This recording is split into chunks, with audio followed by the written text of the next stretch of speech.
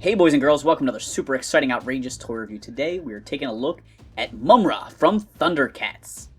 Now, this figure's been out for a long time and I never got around to reviewing him. He's been on a shelf with some of the other Thundercats figures. I just sort of lost interest because it seemed like the line was going to die. But today, we are supposed to be getting news from Super 7, some exciting news about the Thundercats license. And I'm going to go out on a limb and say we're going to see more of these Thundercats Classics figures. And I'm very excited about that. And that's why I'm reviewing this guy. Keep your eyes posted on the internet. I'm sure a bunch of other toy reviewers will be posting news whenever it drops. And I'm sure Super 7 will be blasting out all over their social media. And it's just to sort of celebrate the news, whatever it is. I think it's going to be classics. Maybe reaction, maybe muscle, who knows what else they might have in store. Maybe they'll do lunch pails, or not lunch pails, the Halloween pails. But I wanted to take a look at Mumm-Ra finally. There he is inside the package. It's really hard to show this off with the studio lights. The back of the package features some really nice artwork as well as a bio. Remember when that was a thing? Here we've got Mumm-Ra out of the package, and he comes with quite an array of accessories and looks really great. So of course this is Mummy Mumm-Ra. This is his skinny, scrawny version that lives in his sarcophagus and is very much susceptible to attack. You know, he uses the ancient spirits of evil to transform his decayed form into Mumm-Ra, the ever-living, before he goes into combat each time. Occasionally he does deal with the mutants in this form. I'm always kind of surprised Slythe never tried to, get him and take over, because he always seemed to be conniving and sort of backstabbing, almost like Starscream to Megatron. He's got this great blue skin tone, a really awesome sculpt to that disgusting skull, or almost skull face with the bright red eyes. He's got the bandages wrapped around, and these are all made out of like this rubbery plastic, which is just fantastic. And then he's got his red cape on.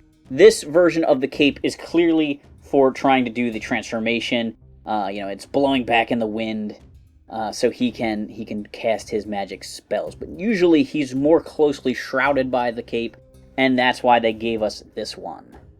So if I pop his head off, it's real easy to switch out the cloaks. Do I need to put the head... Ooh, and there's a close-up of the head. Do I need to shove this inside? Or how does this go? Like this, maybe? Putting him back together may be trickier than taking him apart. Mumm-Ra. There we go. There we've got him kind of lurking around, coming out of his sarcophagus, maybe looking into the pool to watch over the Thundercats. This is a little bit more reminiscent of his original action figure, and in fact he comes with his staff that the original figure came with. I don't think he ever used a staff in the show. They just needed an accessory for this mail-away Mummy Mumm-Ra figure. I know he never looks like this in the show, but just to look at articulation, I'm going to take a look at him without a robe.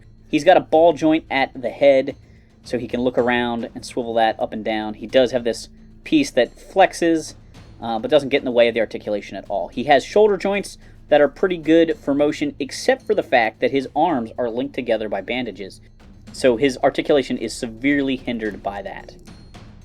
He's got elbow joints, he's got swivels and hinges at the wrists, and his hands are actually interchangeable. So he has a loosely clenching hand here, he's got sort of an open sprinkling things into a pool or casting an incantation hand. That can be switched out for a very tight accessory holding hand, and the hand that looks like it's gripping accessory could also be switched out for another looser spell casting kind of hand. So he's got a set that looks like he's spell casting and a set that's good for holding accessories. And all you got to do is tug these at the wrist and they'll pop out. That kind of stuff always does make me a little bit nervous the first time that a joint's going to break off. But now I can switch his hand, and he can hold his staff a little bit tighter that way. At the waist, he has a pivot joint, no ab crunch. He has hip joints that actually work surprisingly well. I really thought that he would be completely hindered by his robe, but it does work pretty well.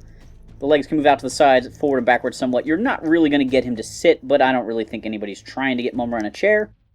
He's got a swivel and a bend at the knee, and he's got a hinge joint down below at the ankles. In addition to the extra hands, the extra robe, and his action figure version staff, he also comes with this weird intertwined snake piece.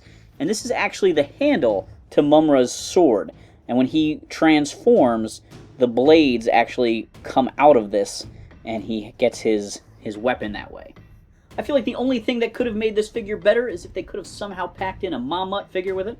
Maybe Super 7 will give us that with the ever-living version, although I highly doubt it because he's probably going to be a pretty big figure. But we might get an articulated Marmot and Snarf 2-pack or something like that down the road.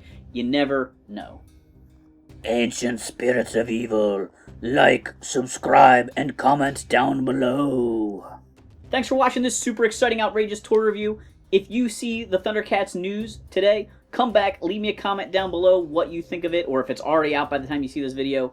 I'm really excited to hear what people think about the upcoming Thundercat releases.